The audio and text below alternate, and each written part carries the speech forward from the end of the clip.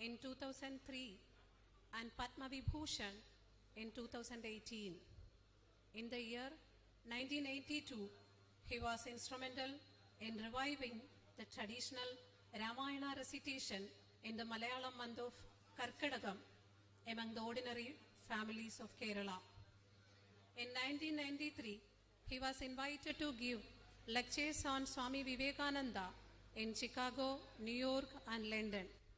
In 1995, Sri Parameswarji was elected as the president of Vivekananda Kendra, Kanyakumari. In 1998, he took initiative to propagate Bhagavad Gita through Gita Swadhyaya Samadhis in Kerala. In 2000, he was nominated as the member of the court of JNU, New Delhi.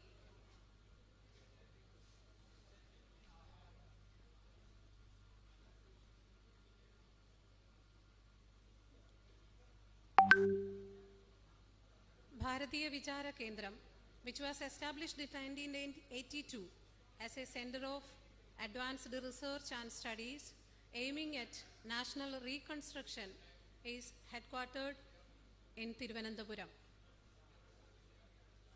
Parameswaranji is the founder director of Bharatiya Vichara Kendram. We regularly organize seminars, symposia, and discussions on Indian history, culture, philosophy, economics, science, environment, etc. Lectures by intellectuals and scholars are being periodically organized on topics of regional and national significance. Campus-based programs on Indian culture and knowledge systems are also held frequently. ICPR, ICHR, and ICSSR sponsored seminars are being organized at regular intervals. We regularly publish monographs and research papers on various social and cultural issues. We have 50 local samadhis in different districts of Kerala. Bharatiya Vichara Kendram has instituted an annual lecture series named Sri P. Parameswaranji Memorial Lecture after Parameswaranji's demise on 9th February 2020 to commemorate his hallowed memory. The first P. Parameswaranji Memorial Lecture in this series was delivered by the then Vice President of India, Sri Venkaiah Naidu, on 25th February 2021. The topic of his lecture was India's intellectual tradition in national reconstruction, P. Parameswaran as a contemporary role model. The second P. Parameswaranji Memorial Lecture was delivered by Srimati Nirmala Sita Raman, Honorable Finance Minister, Government of India, on November 5, 2022. The subject of the lecture was Cooperative Federalism, a Path Towards Atmanirbhar Bharat. We cordially invite you to attend the third P. Parameswaranji Memorial Lecture today.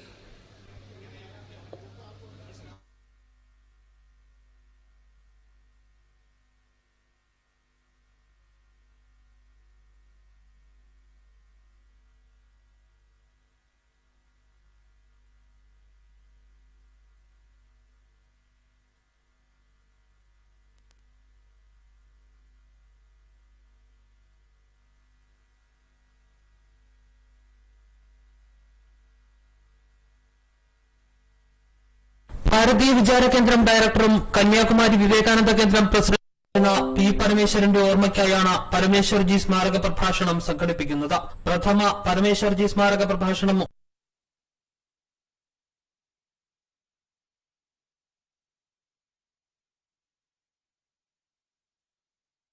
ൂന്നിയുള്ള രാഷ്ട്ര പുനർനിർമ്മാണത്തിന് പരമേശ്വർജിയുടെ ചിന്തകൾ ഒരു മാതൃകയാണ്.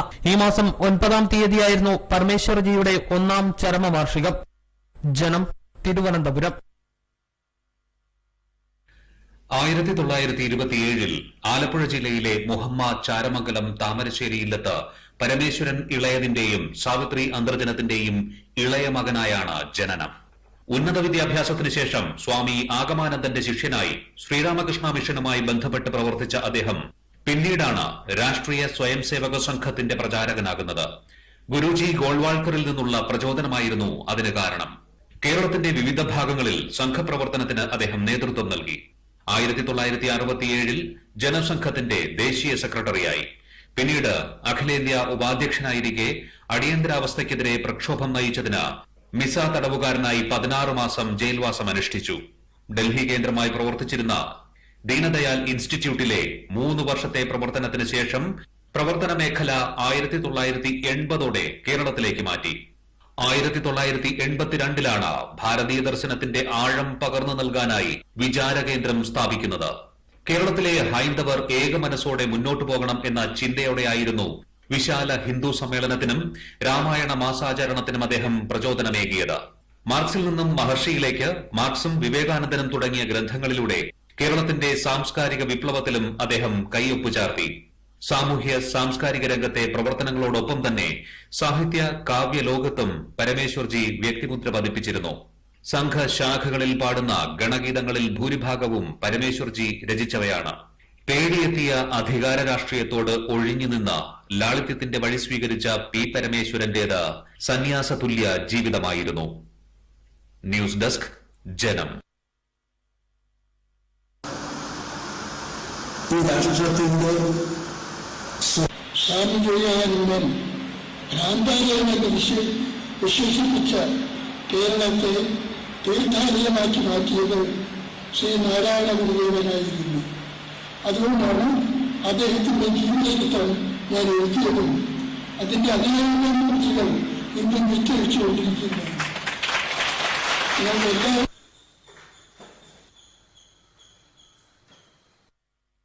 സംഘജീവിതത്തിന്റെ നവതിയിലെത്തിയ ഹൈന്ദവ ദാർശനിക ചിന്തകൻ Padma Vibhushan P പരമേശ്വരന്റെ ജീവിതം അബ്രപാളികളിൽ പകർത്തിയെഴുതുമ്പോൾ അത് കേരള ചരിത്രത്തിലെ എഴുതപ്പെടാത്ത ഏടുകളുടെ പുനർവതരണമാകുമെന്നതിൽ സംശയമില്ല.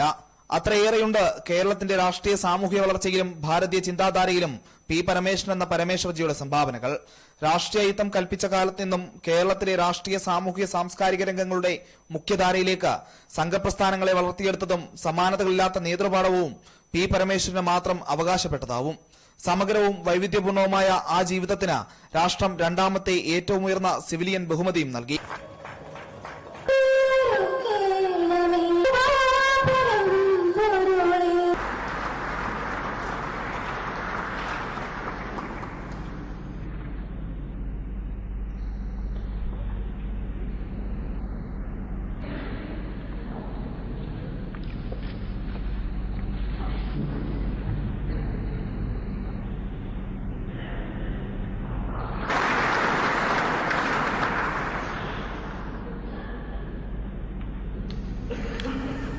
ജനം, ഡൽഹി.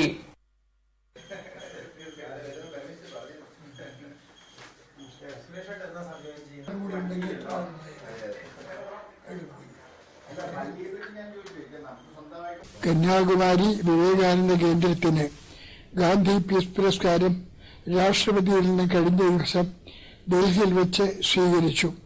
പ്രധാനമന്ത്രിയുടെ സാന്നിധ്യത്തിലായിരുന്നു ഈ ബഹുമതി സ്വീകരിച്ചത്. സമ്മാനത്തുക 1 കോടി രൂപ. പുൽവാമയിൽ വീരമൃത്യു വരിച്ച സൈനികരുടെ കുടുംബസഹായ നിധിയിലേക്ക് സംഭാവനയായി നൽകി. മാന്യ അദ്വാനിജിയുടെ സാന്നിധ്യത്തിലായിരുന്നു പുരസ്കാരം സ്വീകരിച്ചത്. അതിൽ എനിക്ക് അതിയായ സന്തോഷവും കൃതജ്ഞതയും ഉണ്ട്. ഞാൻ പോകുന്നില്ല. നിങ്ങൾക്ക് എൻ്റെ അഭിപ്രായം അറിയണമെന്നുണ്ടെങ്കിൽ എനിക്ക് പറയാനുള്ളത്, ഒരു പഞ്ചായത്ത് സീറ്റിന് വേണ്ടി, ഒരു അസംബ്ലി സീറ്റിന് വേണ്ടി ചെയ്യാൻ വേണ്ടി സാധിക്കും. അങ്ങനെയുള്ളതായ ഒരു വെല്ലുവിളി നേരിടുന്നതായിട്ടുള്ള അവർ അധികാരത്തിൽ വന്ന ശേഷം ഹിന്ദുത്വ ശക്തികൾ, അത് വിദ്യാർത്ഥികളാവട്ടെ, സ്ത്രീകളാവട്ടെ, പാവപ്പെട്ട കുടുംബത്തിൽപ്പെട്ട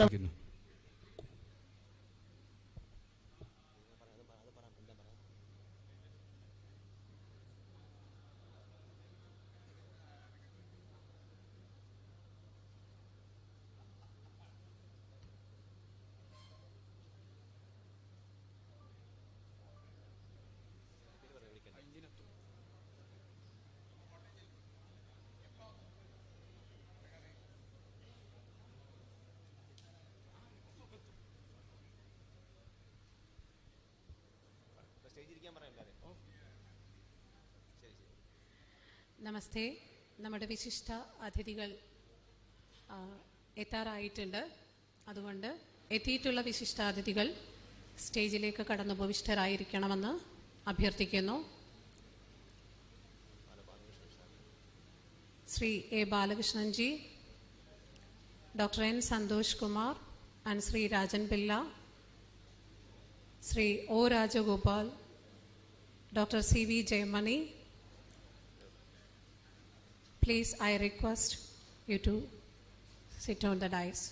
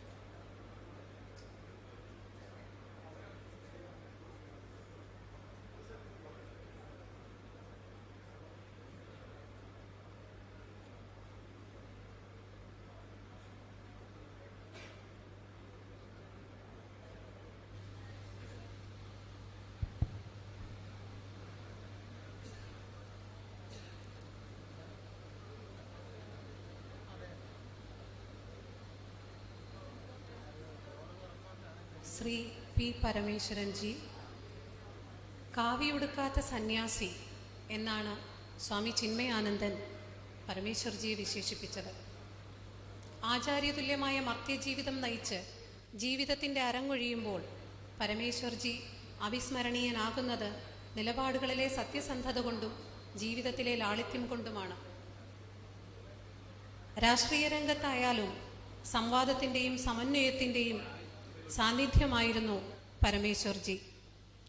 ജീവിതത്തിലെ എളിമയും നിലപാടുകളിലെ അചഞ്ചലതയും അദ്ദേഹത്തെ ആദരണീയനാക്കി.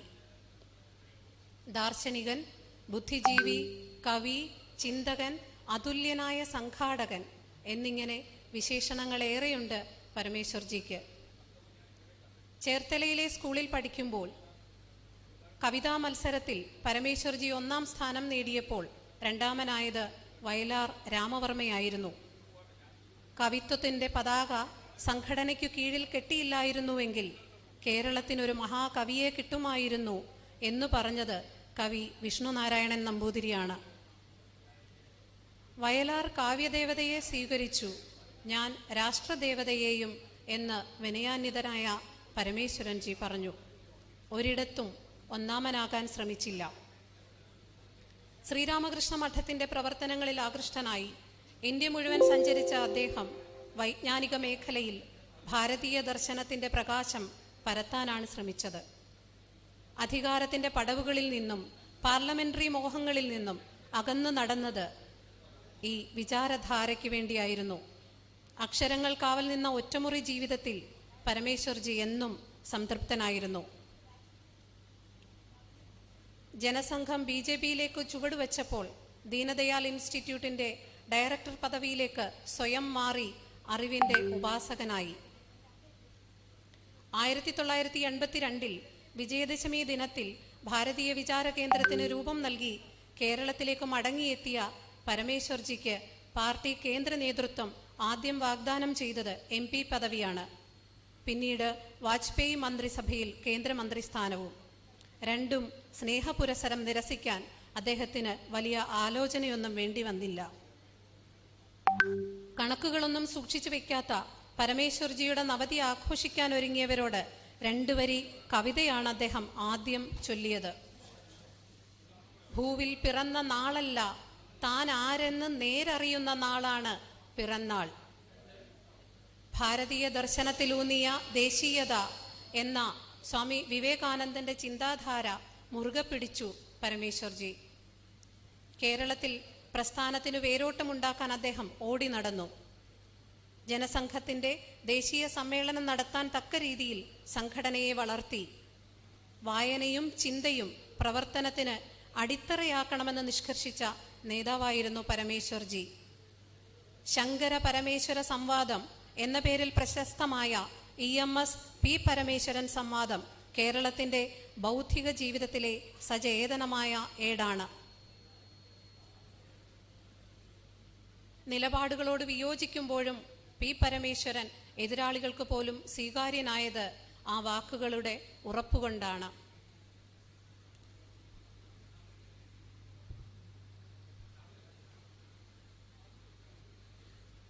പരമേശ്വർജിക്കായി ഭാരതീയ വിചാരകേന്ദ്രം നടത്തുന്ന ഈ പുഷ്പാർച്ചനയിലേക്ക് എല്ലാവർക്കും ഒരിക്കൽ കൂടി സ്വാഗതം.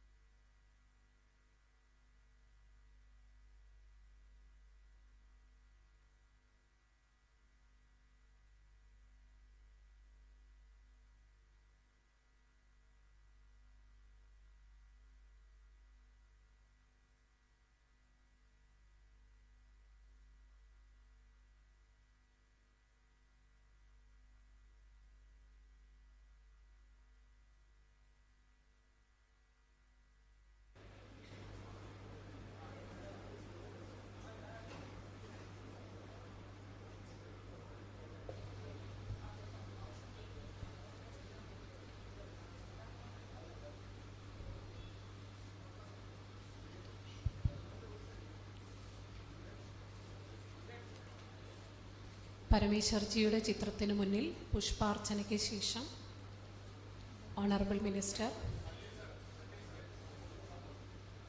സ്റ്റേജിലേക്ക് വരുന്നതായിരിക്കും.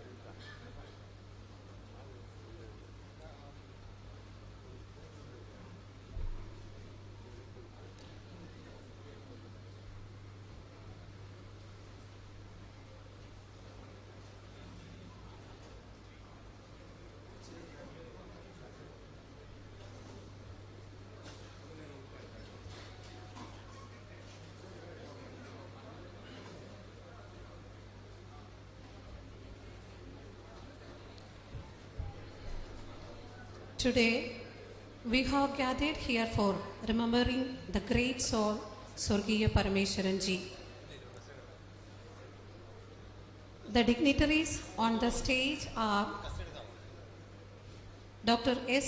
JaiShankar sir, Honorable External Affairs Minister, Government of India, Sri R. Sanjayan, Director, Bharatiya Vichara Kendram, Sri V. Muralidharan, Honorable Minister of State of External Affairs, Sri A. Balakrishnan-ji, President, Vivekananda Kendra, Kanyakumari, Sri O. Rajagopal, former Union Minister, Dr. C. V. Jayamani, President, Bharatiya Vichara Kendra, Dr. N. Santosh Kumar, State Vice President, Bharatiya Vichara Kendra, and Sri Rajan Billa, Secretary, Bharatiya Vichara Kendra.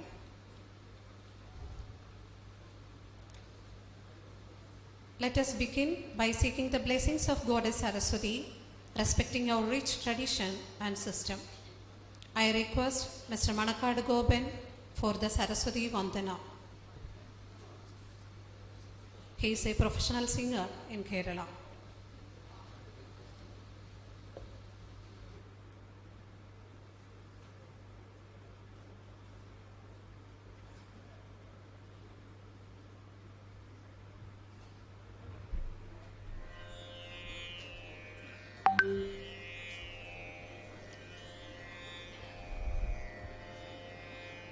Please be seated. ಯಾಗುಂದೇಂದು ತುಷಾರಹಾರದವಳ yeah ಶುಭ್ರವಸ್ತ್ರಾವೃತ yeah Veena ವರದಂಡಮಂಡಿತಕರ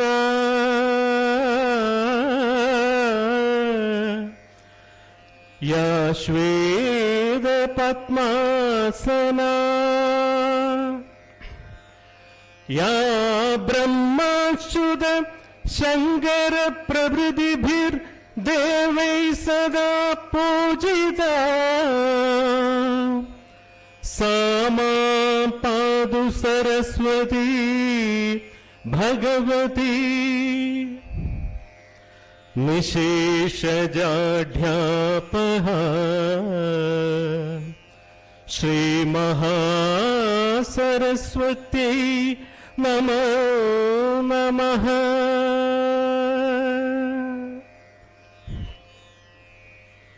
Thank you, Gobanji.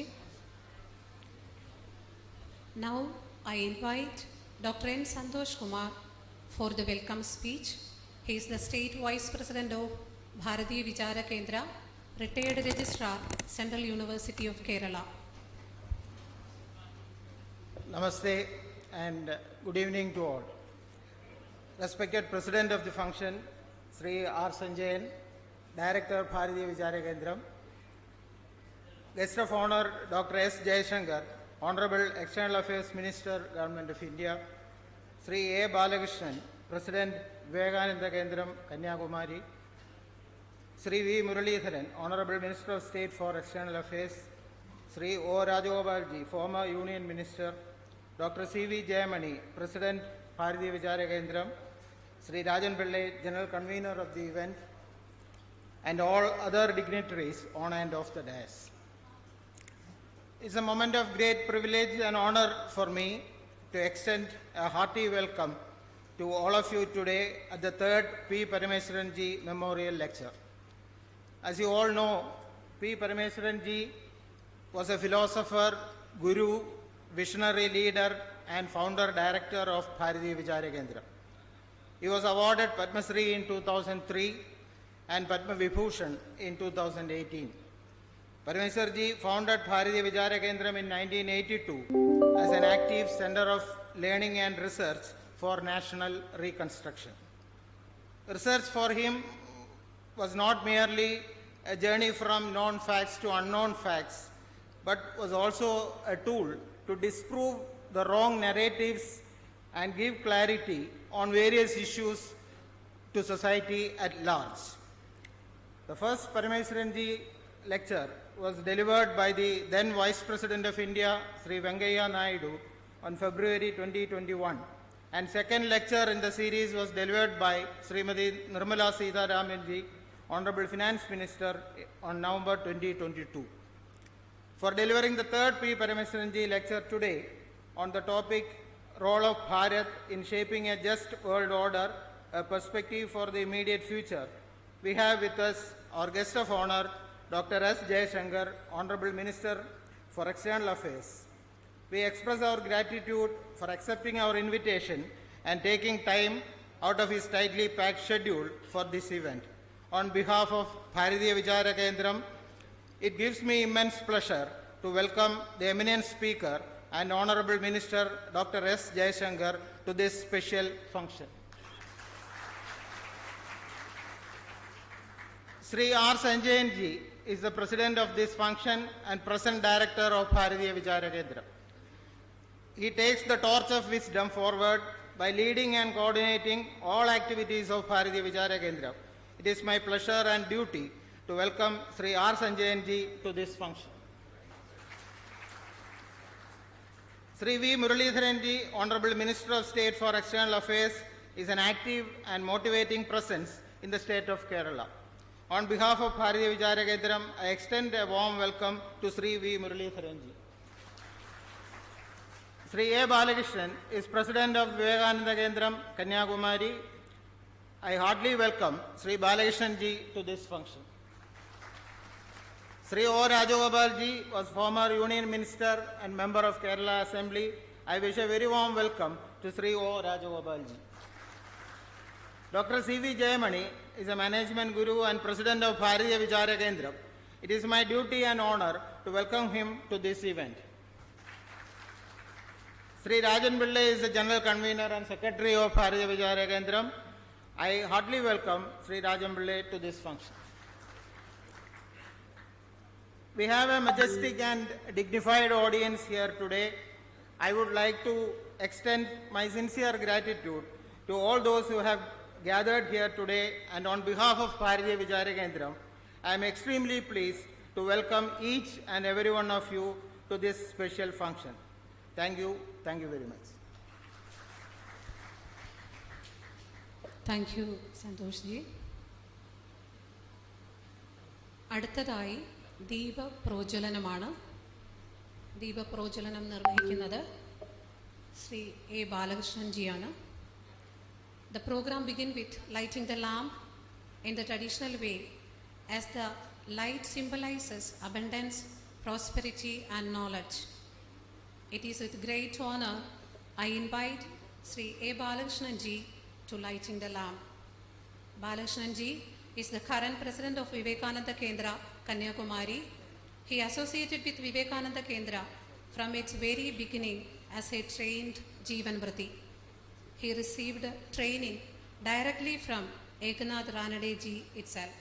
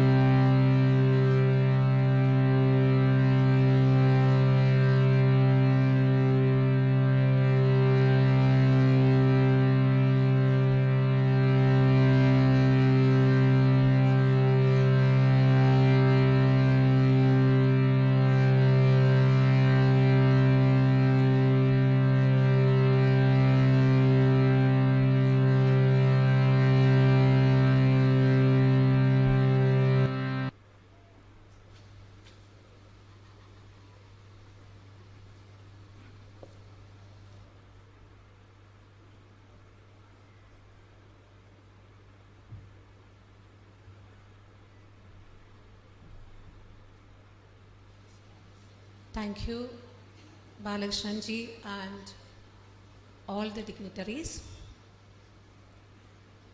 Now, I like to call upon stage our Guru, our mentor, our guide, Sri R. Sanjayan ji, for delivering the presidential address. മുതിർന്ന സംഘപ്രചാരകൻ, ചിന്തകൻ, പ്രഭാഷകൻ, രാഷ്ട്രതന്ത്രജ്ഞൻ എന്നീ നിലകളിൽ സാംസ്കാരിക രംഗത്ത് നിറഞ്ഞു നിൽക്കുന്ന വ്യക്തിത്വം ഇപ്പോൾ ഭാരതീയ വിചാരകേന്ദ്രം ഡയറക്ടറായിട്ട് സേവനമനുഷ്ഠിക്കുന്നു.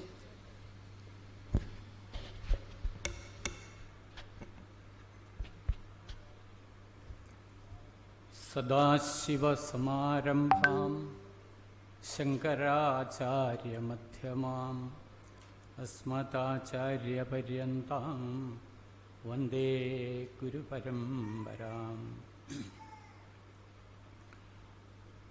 Honorable External Affairs Minister Dr. S. JaiShankar ji, Honorable Minister of State for External Affairs Sri Muralidharan ji, former Union Minister Sri O. Rajagopal ji, President of Vivekananda Kendra Kanyakumari Sri A. Balakrishnan ji, Bharatiya Vichara Kendram President Dr. C.V. Jayamani, and all other distinguished participants of this program, my Sadar Pranams.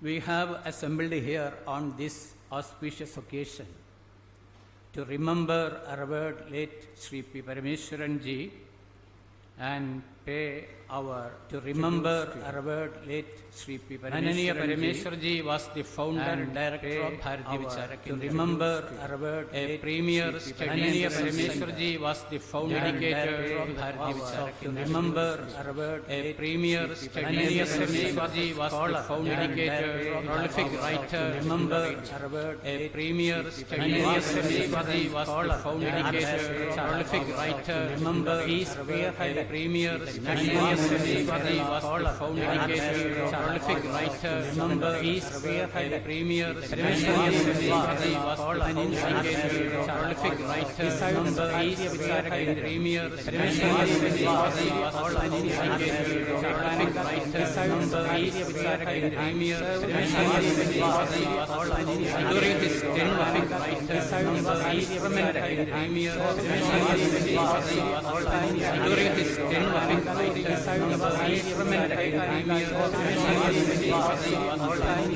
his tenure of 1978. During his he served as the director of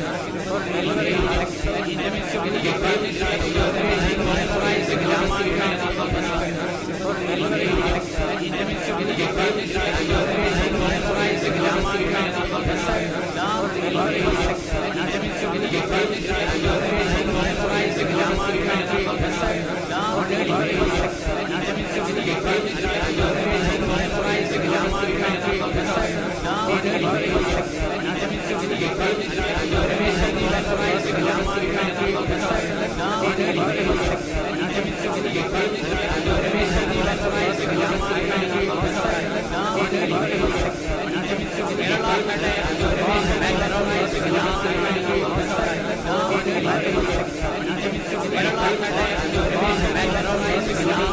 served as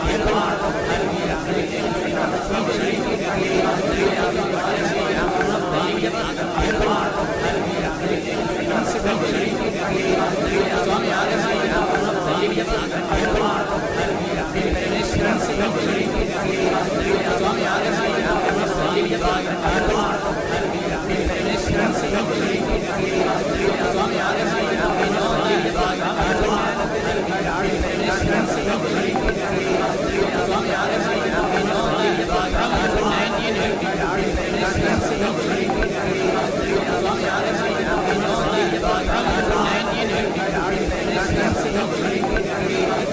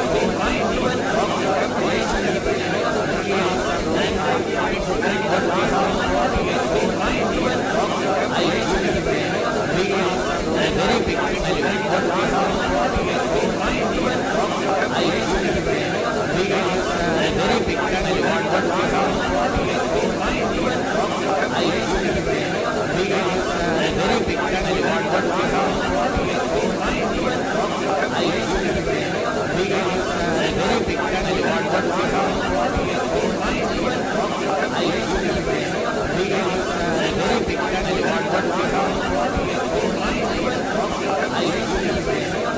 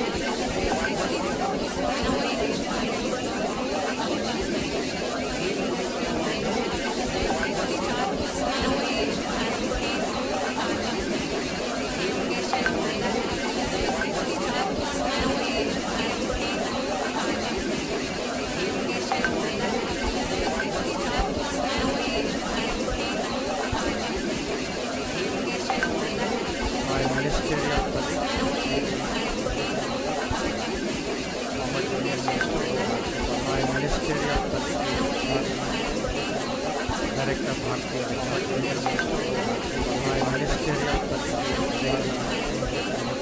Director Bharatiya Dr. N. My ministerial Director Bharatiya Dr. N. My ministerial Director Bharatiya Dr. N. My ministerial Director Bharatiya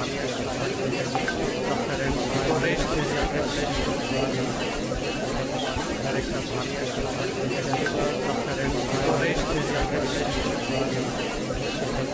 N. My ministerial Director Bharatiya Dr. N. My ministerial Director Bharatiya thanking you for Dr. N. My ministerial Director Bharatiya thanking you for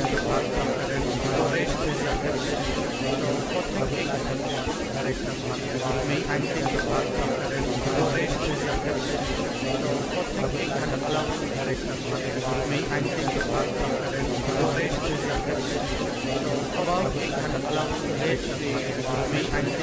N. My ministerial Director Bharatiya thanking you for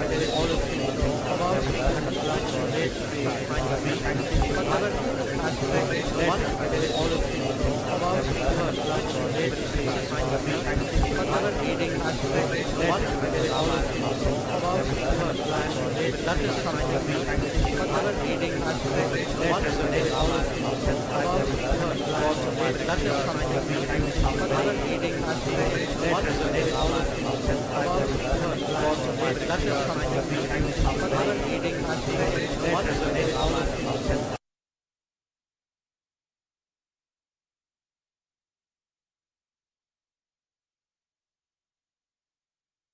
Interesting association as well. I am speaking to you today about what Bharat could do to create a more just world order. But at the core of that thinking is the quest for a Bharat to be a Atmanirbhar Bharat. And to approach this subject, and this is the identification which I was speaking of, I would like to share with you a perspective which I have taken in a book which I just released a few days ago, which is looking at the world, at today's world, through the perspective of the Ramayana. Now, you will naturally ask, this is diplomacy, it is international affairs, it is political science, we are talking of 2024. Why are you putting on the lens of Ramayana to look at this world?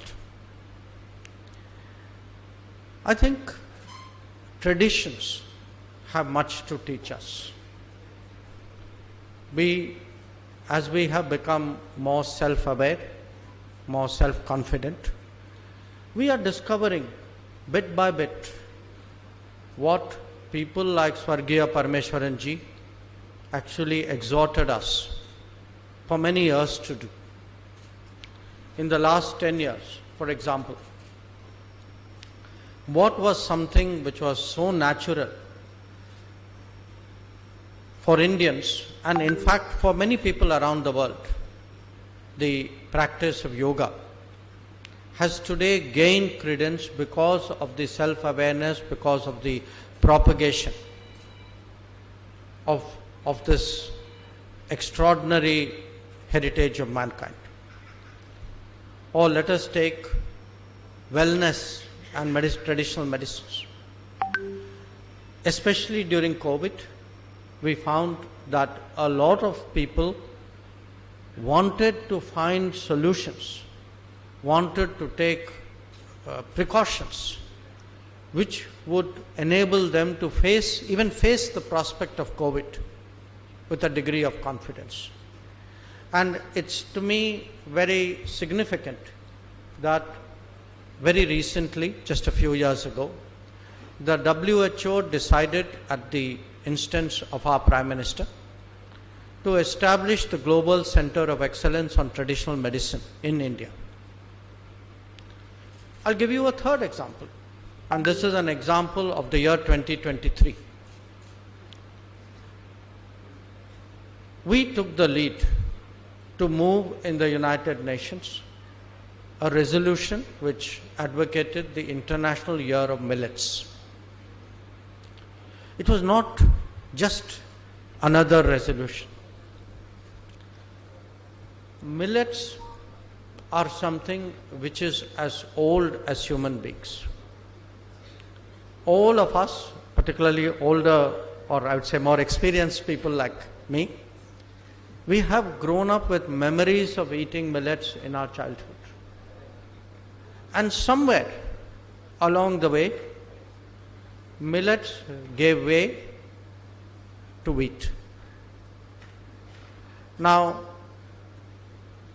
today, there is a strong realization millets are more nutritious, millets have a softer carbon footprint, millets can be grown by small, in fact are grown by small farmers. So it is greener, it is healthier, it is economically more inclusive, but it was a tradition that we had started to forget over many decades. So my first point I make to you, which is why I chose the perspective of Ramayana, is the value of traditions. Because we tend to think of traditions, we counterpose, people say tradition and modernity. To approach modernity without a sense of tradition is to say, I've forgotten who I am, but I think I know what I want to be. We can't be something if we don't know where we are coming from and what we are. The second is something like a great epic. It is such a valuable heritage. Actually, everybody in any walk of life will look upon it from their perspective. So, as children, we looked upon it, many of us, because we heard it from our grandparents or parents, or then those who followed it more assiduously. We thought of it as a story. It was not wrong. But from different professions, people would look at the same epic from that particular lens. A doctor, for example, would look at Vishalyakarni from a medical perspective. Someone who is interested in physics will look at, what is the traveling times and distances and mechanisms in the Ramayana. I look from the perspective of a diplomat, of a politician, as someone who has spent a life in negotiating, in shaping choices, in making choices. And I can tell you that there's a lot in the Ramayana from which we can learn. And finally, as I said,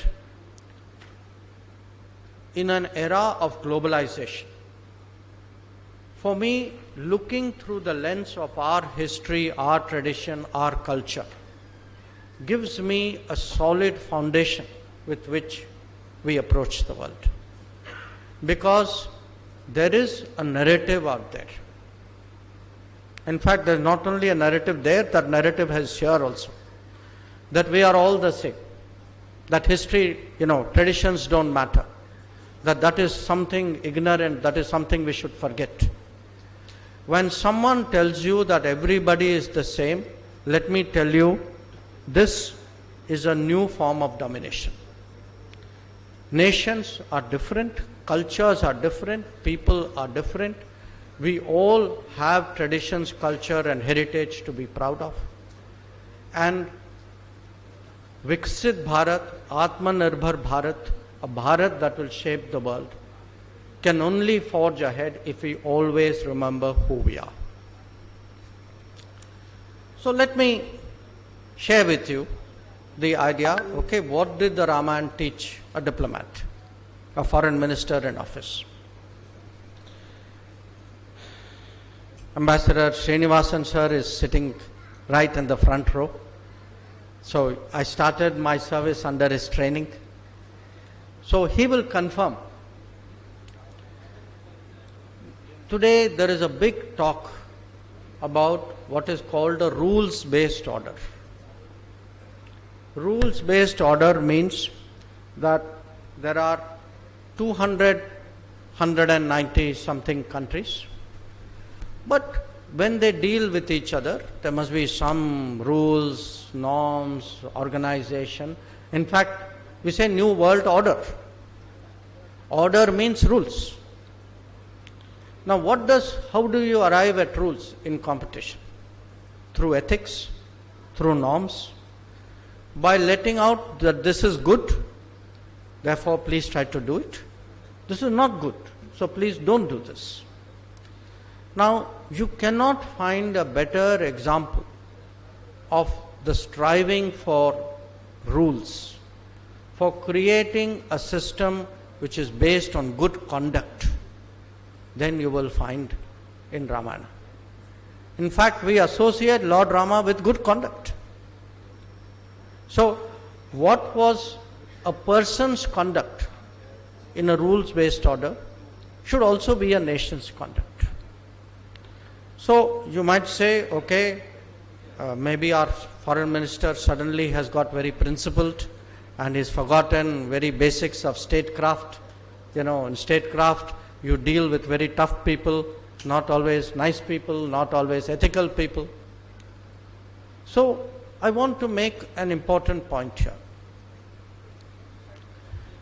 Ethics and principles should be the norm. But if you follow the norm, sometimes when a situation requires, divergences are accepted. So even in the Ramayana, that there would be occasions when Rama would have, let us say, conducted himself in a manner in which there could be a debate. But in the totality of things, we looked at him from the overall conduct. And I would say even today for states, for a nation like India, if we do the right thing with the world, most of the time, ideally all the time, but sometimes if some situation demands, believe me, the world will understand. So let me give you another example of international relations. After all, what is the story of Ramayana? That he acquires skills. He's tested. The big test is bending the bow. That is exactly what happens to nations when nations rise. Let us look at our own country. You know, by having a strong economy, we pass a test. By carrying out nuclear test and developing a nuclear arsenal, we pass another test. It is like stringing a bow. It may be a nuclear bow, but it is a bow. It may be a technology test. We may be tested like Rama was tested by Parshuram. So we may be tested in other situations. Nations can be tested by their neighbors. So how a nation will always rise through a series of tests, just like great people in human history have risen. But nations don't only rise for themselves, they also rise for common good. So if you look, Rama, for example, goes to forests because rishis, their penance, their prayers are interrupted by demons, by asuras. Today, people will use these words. They will say global good, global commons. Countries should do for the world. It is conceptually not that different. But let us look at how the Ramayana itself unfolds. What does Rama need? He needs a Lakshmana. I mean, without a Lakshmana, because a a Lakshmana can,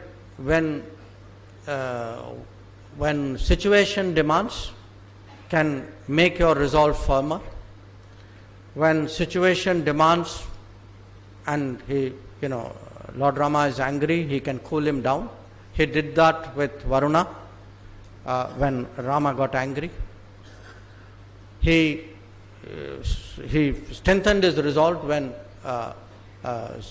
Sita was first abducted by Bharat.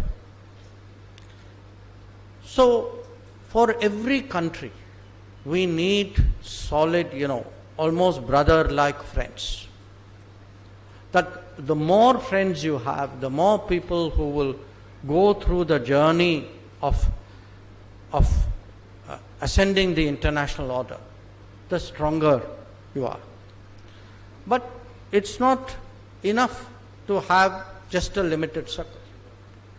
Eventually, when Rama ends up at the shores of India and looks at Lanka, he has created a coalition. The Vanara Sena is with him. He has loyal people like Jatayu who will give up their lives for him. So think about it in international relations. To have a Lakshmana, to have a Vanara Sena, to have a Jatayu, these are great benefits for a nation. And great benefits to those who have been tested and those who are today rising in the world. Now, as you all know, I've spent my whole life as a diplomat till I became a minister, and that too I ended up as a minister of diplomacy. And when I look at Ramayana, I see some great diplomats there. The one which all of you know is, of course, Hanuman. And this story we know from childhood, how he went there, how he conducted himself, how he got information, how he made very good assessments. Remember, it was Hanuman's assessment of Vibhishana which actually influenced Rama to accept him when he crossed over sides. But there are other diplomats. Angad is a great diplomat because he was given a different mission. He was told to go very firmly, present himself before Ravana, create doubt in Ravana's mind. Diplomats are very good at doing that also. Or I give you another example. Angad's mother, Tara. That when Sugriva forgets what his obligations are to Ram and Lakshman, it is actually, and Lakshman comes very angry, it is actually Tara who manages him and very tactfully persuades him to accept the I would say, lack of discipline in Sugriva. So, why I say this is, when we speak about Bharat, when we speak about what should be our influence in the world, I can tell you we are all brought up with Western examples. People will say,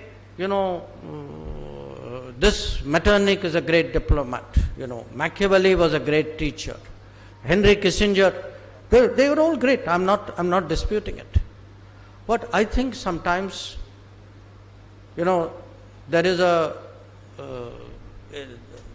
we today, if part of our confidence should be to look at our own homes, at our own traditions, at our own examples.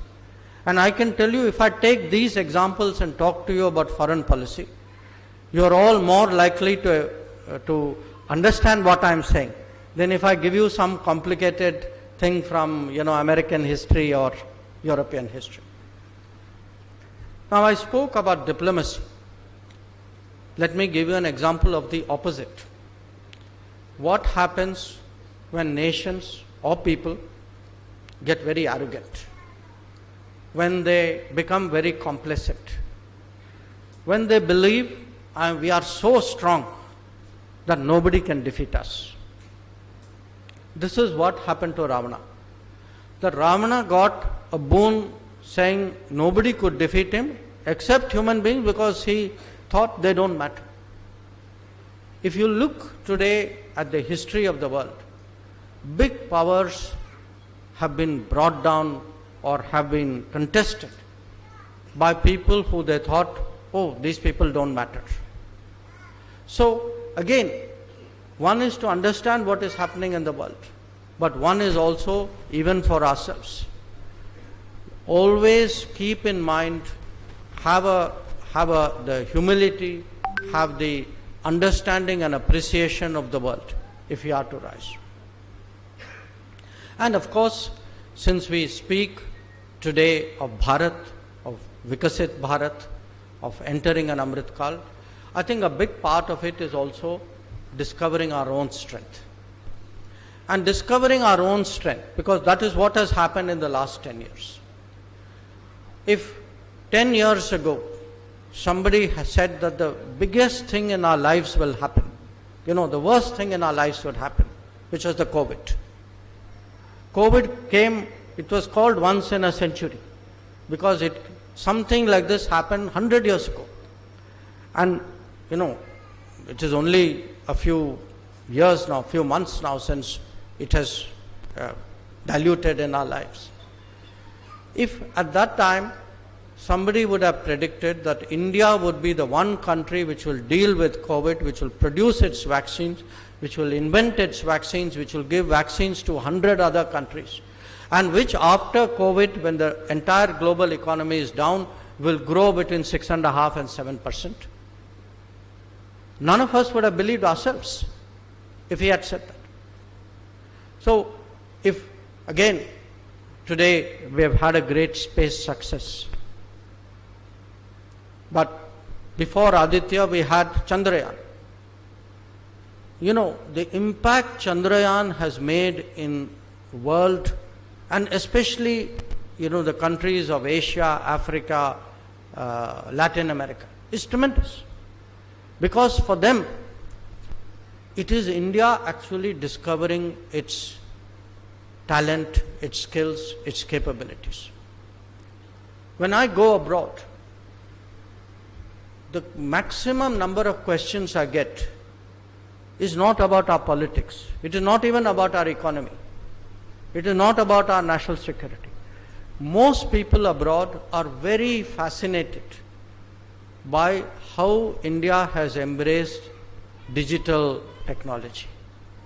That for them, Aadhaar, Jan Dhan Yojana, the fact that we are able to do this massive delivery of benefits to people on a scale where every program is the size of the population of a country, sometimes the population of a continent.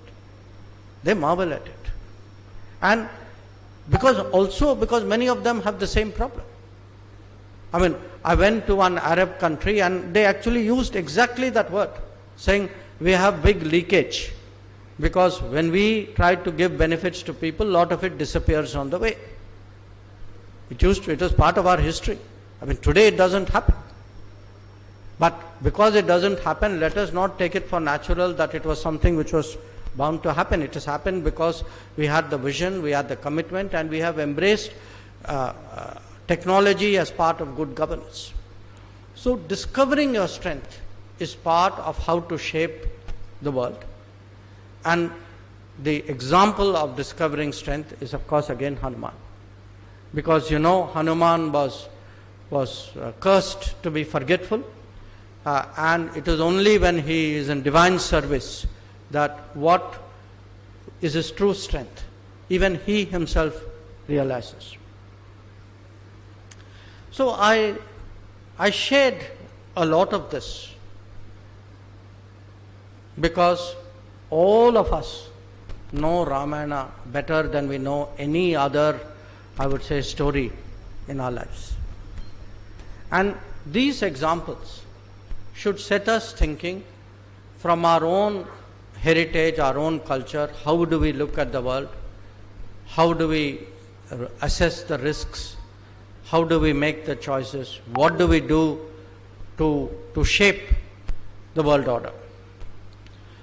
But to understand what to shape and how to shape, let me also share with you how does the world look at us today.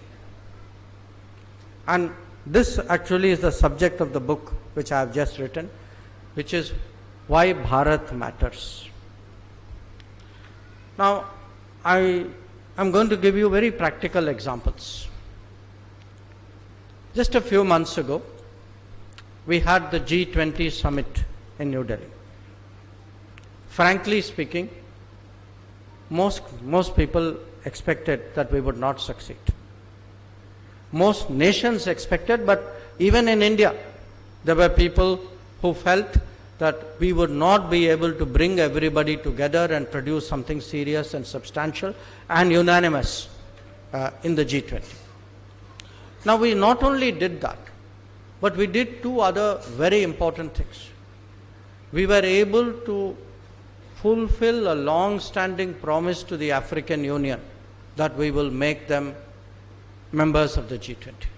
And I can tell you this was a promise. Every G20 somebody would speak about it and say, okay, next session, we will deal with it. Okay. Modi ji was determined, no, next session, this is going to be done now. The other was actually the views of, the interests of the developing countries, what we call the global south. We were the first country who actually got 125 nations of the global south, and before the G20 began, said, let us sit down and discuss what are your problems so that we can take this into the G20. And at the end of the G20, we also went back to the 125 countries and said, by the way, in that year, this is what we promised you and this is what we have been able to deliver. So, when it comes today, when we speak about Bharat, for the world, they see, first of all, how we have done in G20. Then they look at another area, another region, which is today very much a debate. Sometimes there's a lot of tension there, a lot of contestation there. This is the region called the Indo-Pacific. It is a region east of India, from the Indian Ocean all the way across the Pacific till the shores of western shores of America. Now, there are 4 countries who felt that we should come together because our interests are very similar and we should work together. And these 4 countries, India, America, Japan and Australia, they are known as the Quad. Now, we tried to do this the first time in the year 2007. And some others were not so happy with it. Okay. So, at that time, we had a situation, we took a decision in our national interest, other people were not happy, so we walked back, we pulled back on our decision. Now, other people continue to be unhappy with what we have done. The difference between 2007 and 2017 is, this time we don't walk back. That we have a clear sense what is in India's interest, what is in global interest. If we have to do it and we have to manage the unhappiness of others, we manage it. Now, those are not the only people unhappy. There are some other people also who are unhappy. They were unhappy that there is a conflict going on in Ukraine, and this conflict has put a lot of pressure on, especially on oil, on energy, on, to some extent, on food, on fertilizers. So, we were under great pressure not to buy oil from Russia. Now, if you look at it logically, suppose India had not bought oil from Russia, what would have happened? The same oil from the Gulf, from the Middle East, we would have also gone after it, Europeans would have also gone after it, other countries would have gone. So, Russia would be sitting with oil that nobody is buying, and all of us will be paying much more for a limited supply of oil. So, first of all, this would have been bad diplomacy. it would have been bad economics, but most of all, it would have been bad for all of us.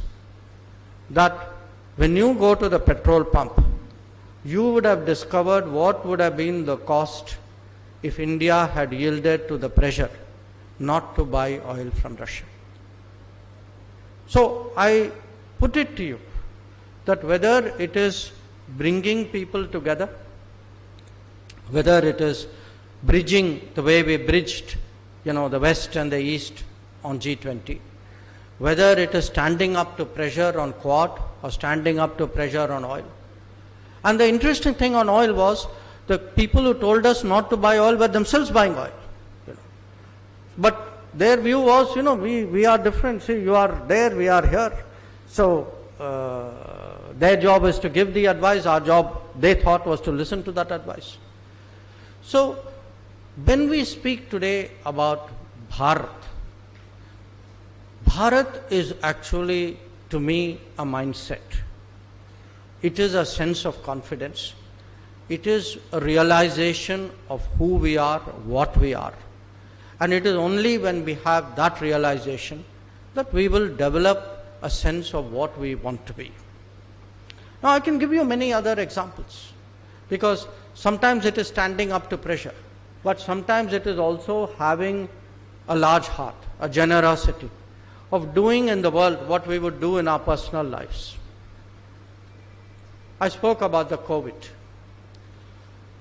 There was in America a country which had 8 times the number of vaccines as the population of the country. 8 times, okay? So, remember COVID, we took 2 doses, then we got 1/3 dose. 8 times, which means 8 doses. Now, nobody takes 8 doses. Next to it were small countries, low income, who did not even see 1 vial of vaccines. Countries in the Caribbean, in South America, in Central America and Pacific, many of them, the first vaccines they got was from India. And I can tell you, sometimes, bad experiences, COVID, we all try to forget COVID, because it's in human nature, you want to put it behind you. But even till late last year when I was traveling, complete strangers, people who have nothing to do with politics, they would come up to me. And in fact, I had this experience, I think, in the Dominican Republic. Sometimes even language, I really don't follow Spanish.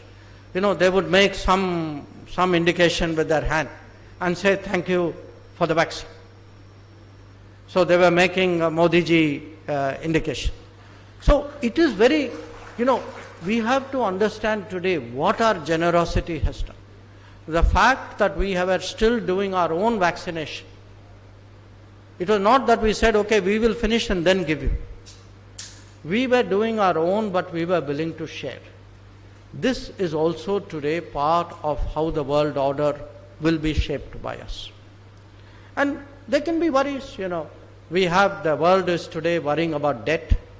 The world is worrying about connectivity, because many countries, have been given loans which get them very deep into debt. Many countries are put on a connectivity chain which is not in their own interest, but which is driven by a different agenda. So a country which does things for the world, a country which stands up on difficult issues, a country which is able to bring people together, which is, as I said, if you have to have a principled approach, which is willing to say things sometimes which somebody has to say. I think these are all the way by which Bharat is shaping the world. Now, we are shaping the world through these policies abroad. I think we all need to also realize we are shaping the world through what we are doing in India every day. The first example I already gave you, which is how our digital delivery is today, other countries are absolutely fascinated by this. That because they all have the same problem. They have a problem today, they saw that from the COVID time that many of them did not have certificates. They all gave paper certificates. Even developed countries gave paper certificates. But if you look at daily life, the fact today that we are able to give direct benefits, that we can transfer money without leakage, that we are able to give food to beneficiaries, 80 crores every month, that we are able to give 4 crore houses through Awas Yojana to people who need houses. The fact that we are today trying to connect every house to piped water through Jal Jeevan Mission, or that we know which are the houses, which are the villages which don't have electricity connection. What do we do? That so many people today have come on insurance. All these has happened because today we have a digital network and we are using, in a sense, digital governance. And our digital governance is the most important example that we are setting to the world. And it has a very powerful message because, for many years, there was a belief that democracies are not efficient. So one of the, promises, self-promise, which Prime Minister Modi made to himself very early when he became Prime Minister, was to show under his administration that democracies can deliver. And today, 10 years from now, we are seeing actually how democracies can deliver. There are other ways too, where the world is looking at us. As you know, there is a big concern that too much of the world economy is dependent on, a few countries. That there's too much manufacturing in very limited regions. Now, this is a problem because we saw during COVID if something happens or if the supply chains somewhere get cut. So, I would say today our progress, our domestic development, how we do in our politics, in our economics, how inclusive we are, how we bring up the more vulnerable, take care of the more vulnerable sections of society. I think all of this makes a difference. So let me finally end again as I began with some observations about history. In the world today, there are very few civilizations, very, very few, I can count them on one hand, which still remain nation states. We should never forget our history, we should never forget our civilization because that is what sets us apart from everybody else. And to do that, we ourselves should take much more interest in our cultural influence and footprint in the world. It could be in the East, if you go to Cambodia or Indonesia or Bali, Vietnam, you can see all the way up to the east coast of China. You can see our historical footprints. That, there are Angkor Wat, everybody knows. There is a very famous place called Mison. There are Shaivite temples which are more 1,000 years old out there. But equally to the west. I am in Kerala. I know how strong your relationship is with the Gulf. But I think you should also be aware how old your relationship is with the Gulf. That for thousands of years, actually people have traded. This is one of the most natural. Wind blew, they came this way. Wind blew that way, you went this way. So if you look today at what we are doing with the Gulf, yes, I know for 40 years, there was actually political distancing while people tried to get other benefits. But today, these are parts of our history that we need to reclaim. So, whether we look at our recent performance, at some of the examples I gave you, or we study what has happened over 10 years, we see how much.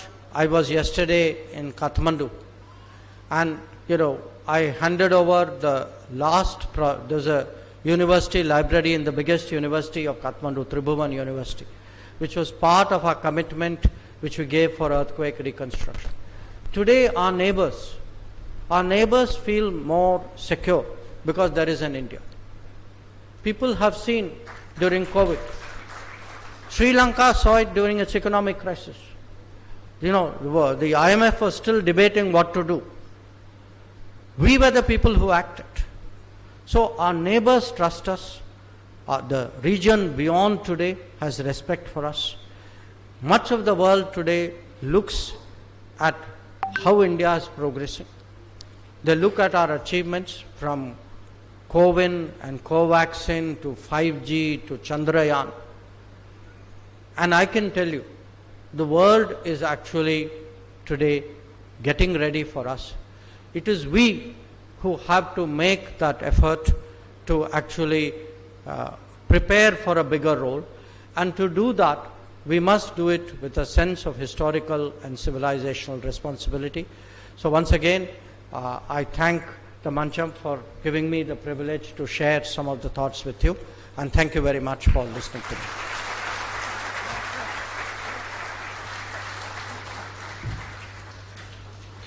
Respected sir, we are very much thrilled and inspired. We are really thankful to you for the thought-provoking talk depicting the role Bharat should play, framed in the context of Ramayana, importance of digital governance in Bharat, helping hand extended by Bharat to other countries, etc. Now, we have a golden opportunity to interact with Honorable Minister. We all are very much aware of the on-dot response of Honorable Minister to international and national media queries. Hence, I am sure many of us will be very much eager to post questions and queries.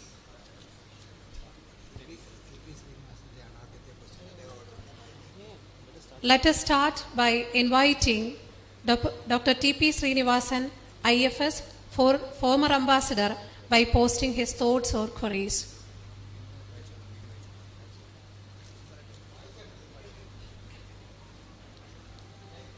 The question I am going to read.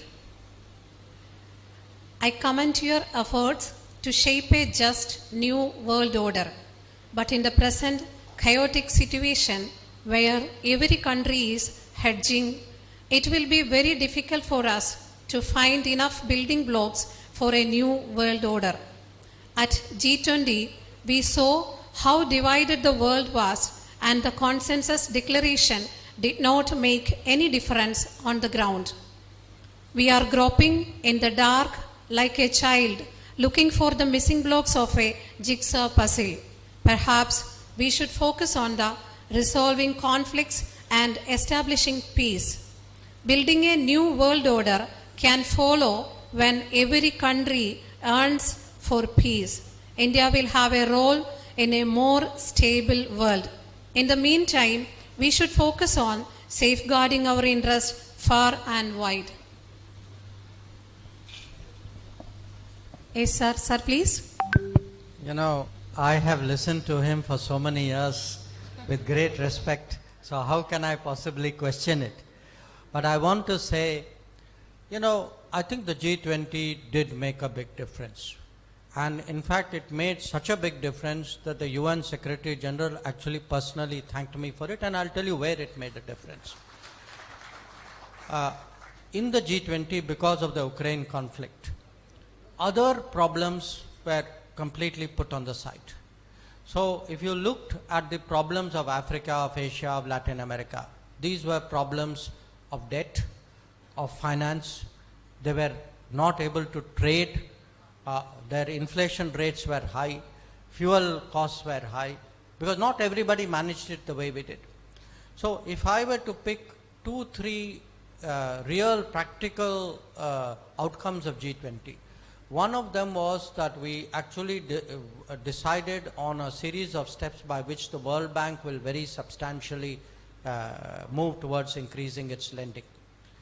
Number two, we were able to bring attention back on the sustainable development goals, which have fallen very much behind in the rest of the world. Number 3 was actually we set the stage for what thereafter happened in COP28 in terms of green development. And I would say even on Ukraine itself, see the fact that everybody compromised, how at the end of the day, how do you build an order? You build an order by different people making some adjustments to their positions. So I would say it does count, but I do accept the basic point you have made that the world is very, very disturbed. We are continue to be very worried about what is happening in the Middle East, the concerns that this could escalate, what that would mean. But the best we can do is to prepare. And we can prepare in different ways. I mean, if you see the last 10 years, where it is crisis situation, it is because we are prepared, we are able to send in the Air Force and the airlines and activate the embassy and bring back our people whenever they are in danger. Or you can prepare the way it happened during COVID, where, Murliji and I during COVID, when everything else was shut down, we were the only 2 ministers, I think, who were traveling to the Gulf because Prime Minister Modi used his personal equation with the rulers of the Gulf, saying, please look after the Indian community. And in fact, if you saw, compared to many other communities, we were the best treated during the Gulf.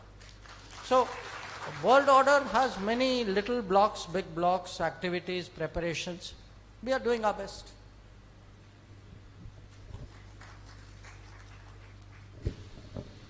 Next question came from Dr. Gopakumar, former Vice Chancellor of Central University of Kerala.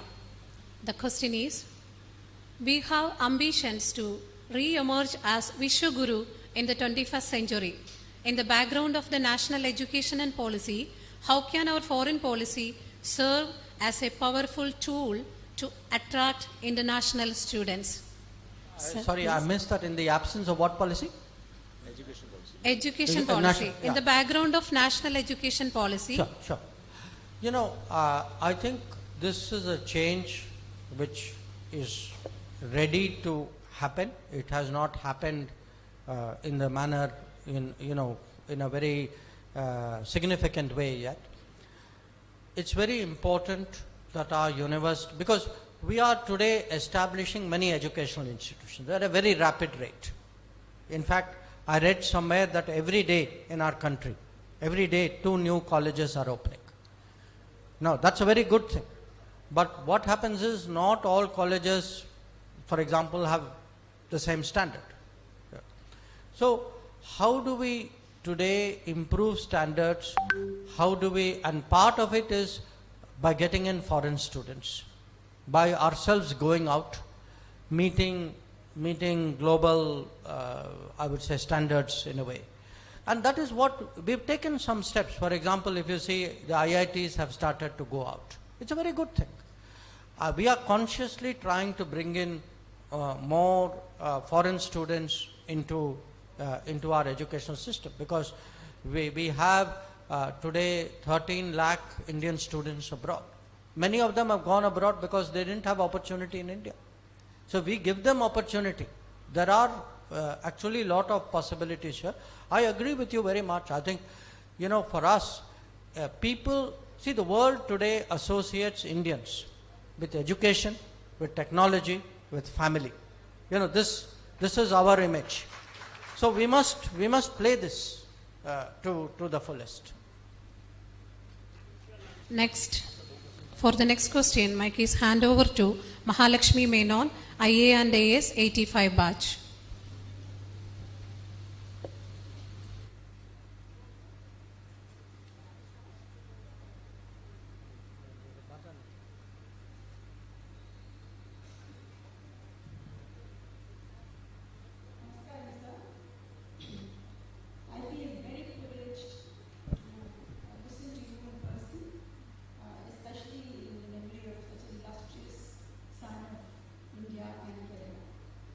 My name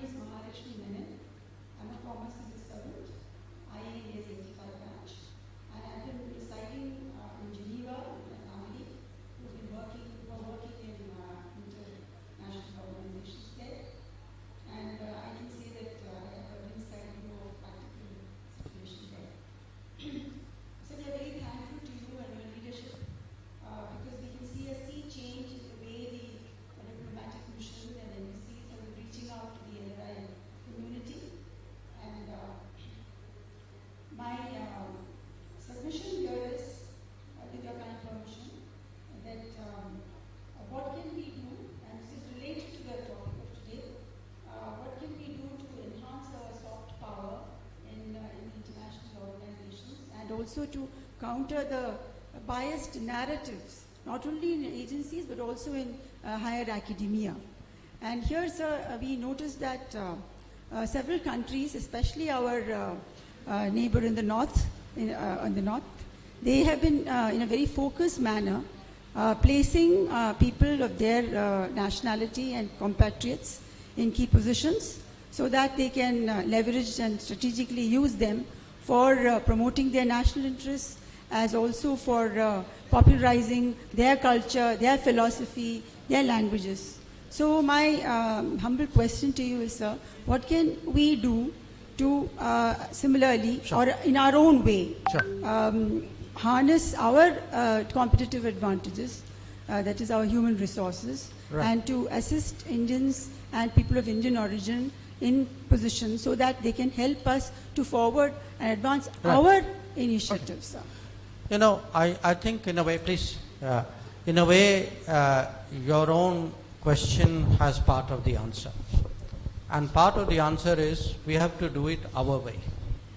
Because some countries, you know, the government does everything. The government pushes everything. The government controls everything. We are not like that. So, you know, one of the very interesting points which Prime Minister Modi makes, he said because of the colonial era, we sometimes think government is not part of us. You know, somebody is, we the society, the people, we are different, government is different. And in fact, if you look in the last 10 years, that is the gap, that is the gulf which he has been trying to close. But it's relevant to your question. I think in our case, one in terms of people joining international organizations, I totally agree with you. I think more people they are, the good, better for us, because we have seen, you know, it's natural when Indians have influence or position, they try to in some way do something for India.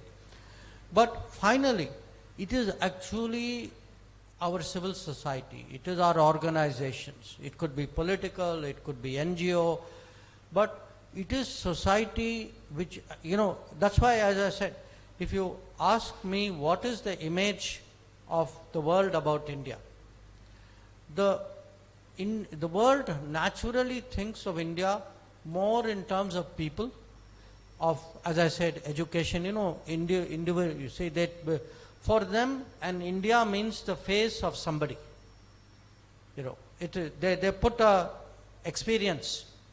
So I would say, as a society, we need to organize ourselves, we need to motivate ourselves, we need to spread that self-awareness, and we need to be active across the world.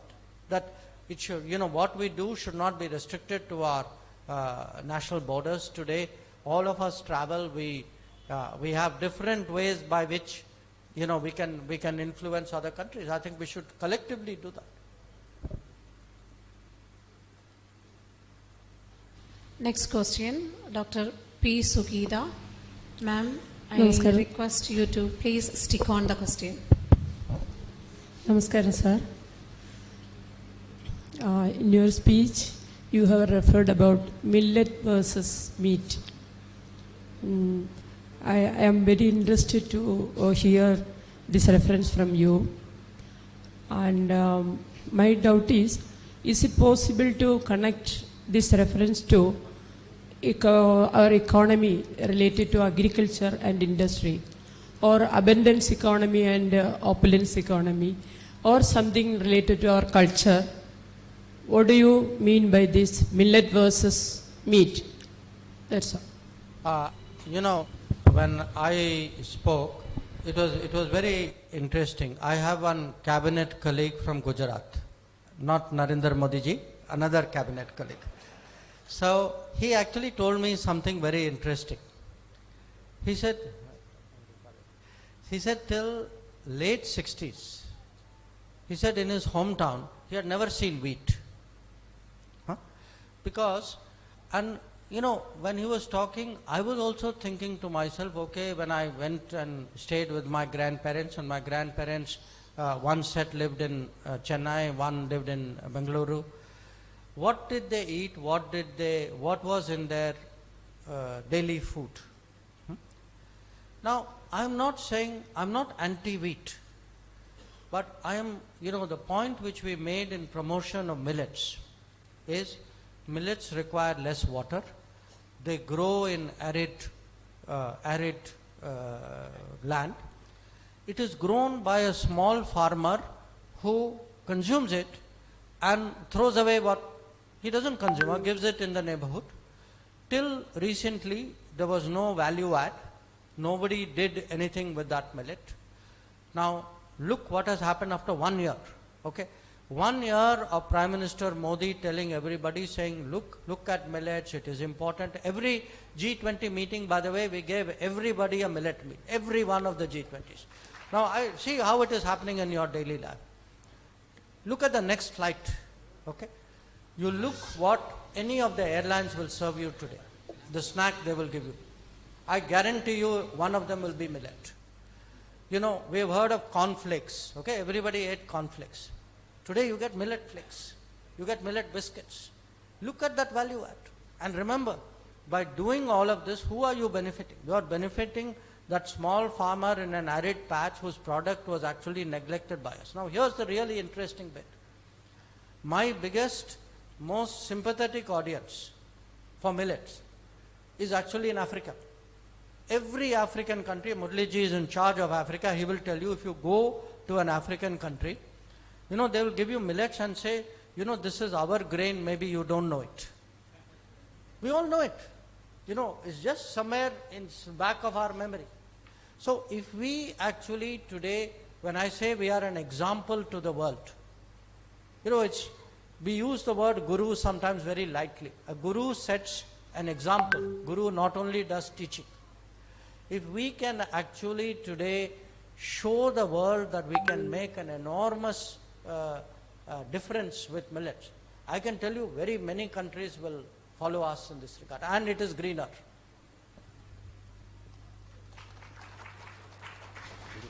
Next, due to time constraints, we can only take 2 more questions. So please cooperate with us. Next question will be from Dr. Mohan Kunnamal, Vice Chancellor, University of Kerala. Sir, please. Good evening, sir. I am a medical doctor, Vice Chancellor of Kerala University of Health Sciences, and also one more university, Kerala University. Thank you for highlighting what India did during COVID when US could not do anything.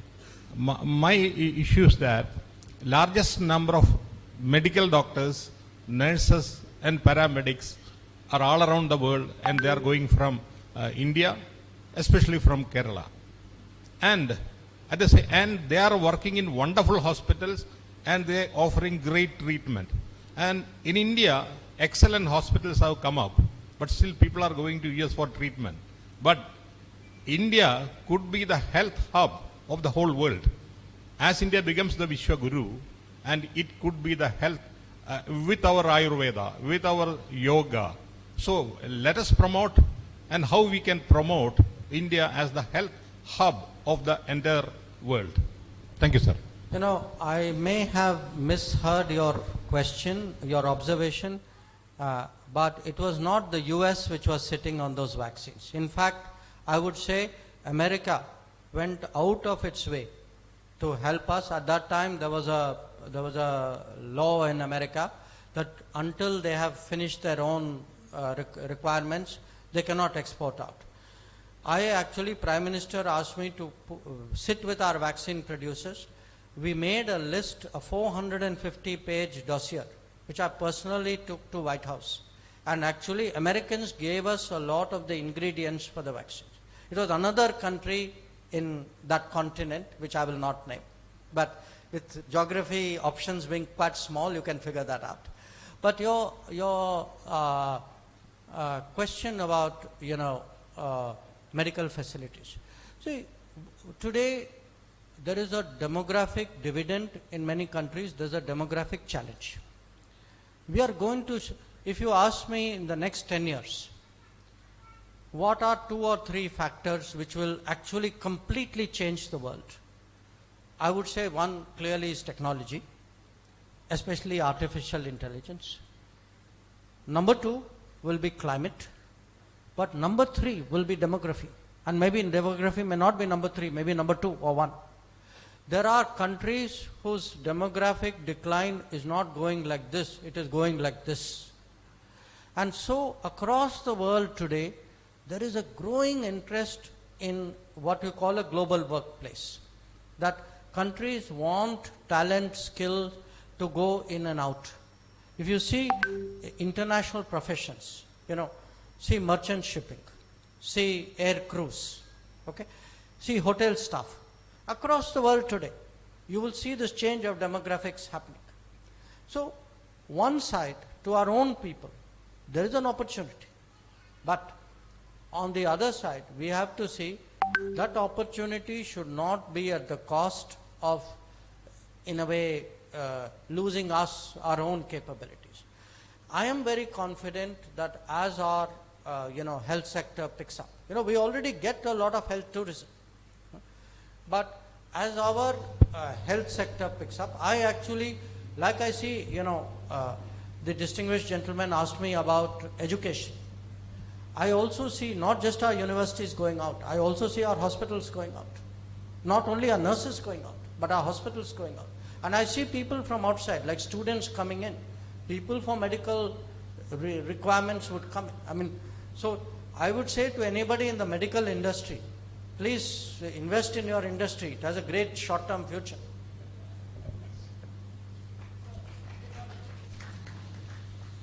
Many guests has requested for queries, but because of short of time, we are very sorry. Last question is from Bishop Matthew Kunnamballi. Please. Greetings to you, sir. You have given an excellent outline on the shaping of world order. Now, my question will be, how is Bharat leveraging its diplomatic influence to address the impact of global warming in the context of shaping the new world order? And what specific collaboration or initiatives is the country prioritizing to combat climate change on the international stage? Because we are tight on time, I'll keep it very, very short. Look, I have been traveling accompanying Prime Minister Modi on climate change conferences from 2015. So Paris happened 2015. I was with him when we did Glasgow. We just came back from Dubai last month. If you see who is putting new ideas forward, actually it is India, it is Prime Minister Modi.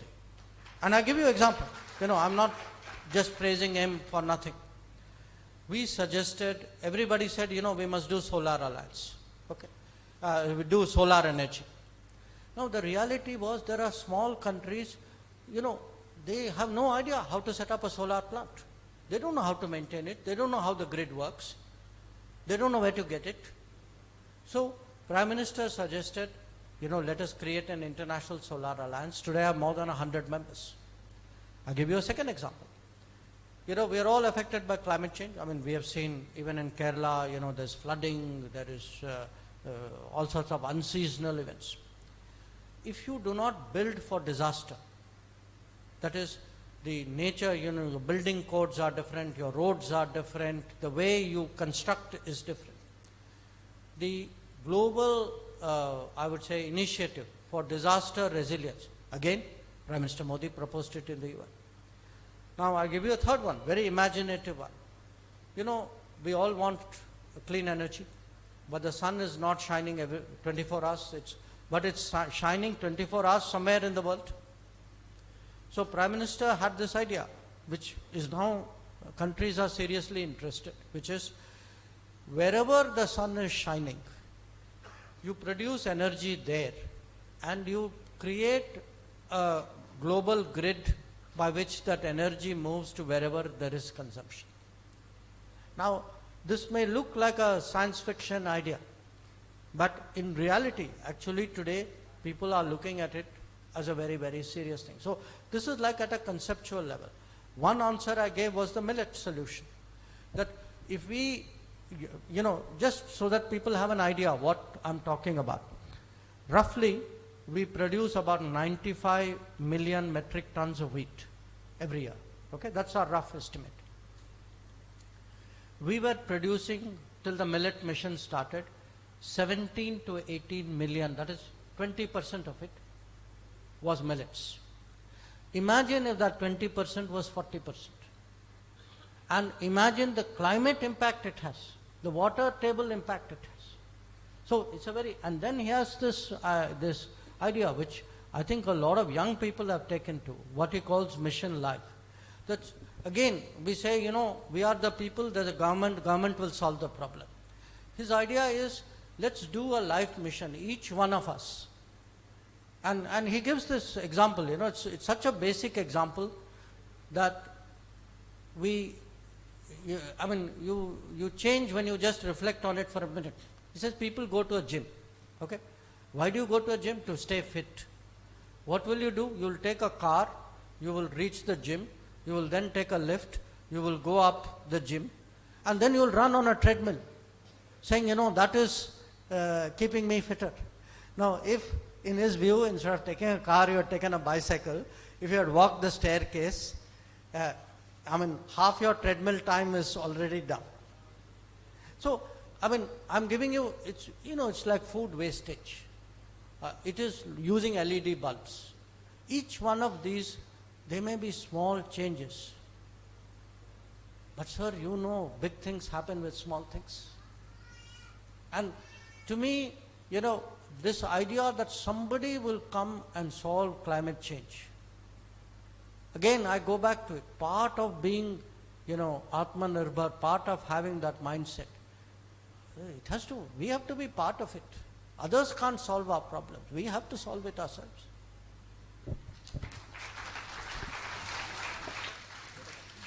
Thank you, sir. Your words fuel our passion for serving the country, sir. Next event is vote of thanks. I call upon Sri V. Rajan Pilla, Secretary, Bharatiya Vichara Kendram, to offer the vote of thanks.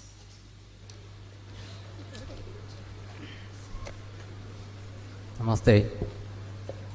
Respected our Vichara Kendram Director Sanjay Jatan, our Honorable Minister for External Affairs JaiShankar ji, our beloved Central Minister Murali Chatan, and other dignitaries in the dais and our audience. I feel honored and privileged to get opportunity to propose vote of thanks. I will start by thanking our beloved BVK Bharatiya Vichara Kendram Director Sanjay Chatterjee for thought-provoking presidential address. He is our guru, mentor, and has guided us throughout this event. On behalf of Bharatiya Vichara Kendram, it is my most pleasant duty to offer a very sincere vote of thanks to Honorable Minister for External Affairs, Sri S. JaiShankar ji, for having spared time to be with us and deliver third Parameswarji Memorial Lecture. His talk was truly remarkable as usual. It was on dot highlighting the role which Bharat should play in the present world scenario. I take this opportunity to express my sincere thanks to Sri Muralidharan Chatan, Honorable Minister of State, and Sri Rajatan, former Union Minister, for gracing the occasion with their presence. I would like to thank Sri A. Balakrishnan, President Vivekananda Kendra, for blessing us with his presence. I am also thankful to Dr. C.V. Jayamani, President Bharatiya Vichara Kendram, for his valuable guidance and support for conduct of the function. My thanks also to Dr. N. Santosh Kumar, State Vice President Bharatiya Vichara Kendram, for his welcome address. I would like to thank all our honored guests for their presence and participation today. Finally, let me also thank entire team of Bharatiya Vichara Kendra for their tireless effort to make this function grand success. Thank you. Jai Bharat.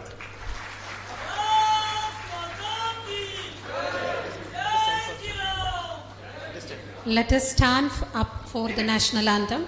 I request Amrita for the same.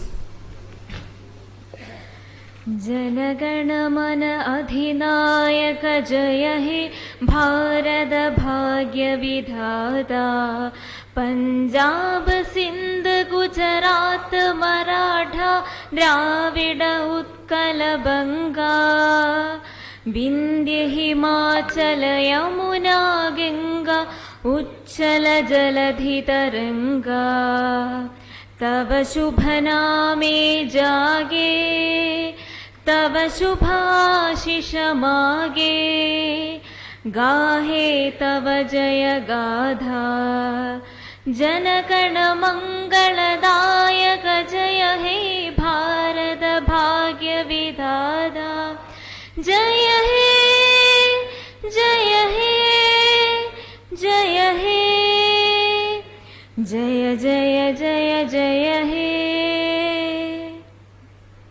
എല്ലാവരും അവിടെ ഇരിക്കേണ്ടതാണ്, അതിഥികൾ പുറത്തേക്ക് ഇറങ്ങുന്നത് വരെ.